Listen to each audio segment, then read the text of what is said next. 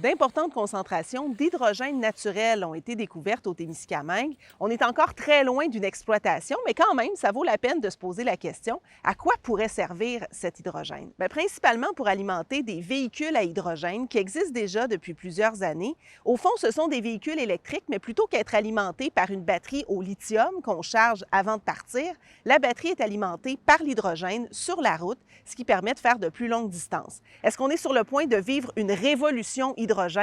Peut-être pas. On est très, très loin d'avoir au Québec et au Canada des voitures à hydrogène. La très grande majorité de l'hydrogène sur le marché en ce moment dans le monde provient du gaz naturel, mais ça demeure une méthode très coûteuse et surtout très polluante. C'est ici qu'arrive l'hydrogène vert. On utilise l'électrolyse. Je vous ramène à vos cours de chimie là, au secondaire.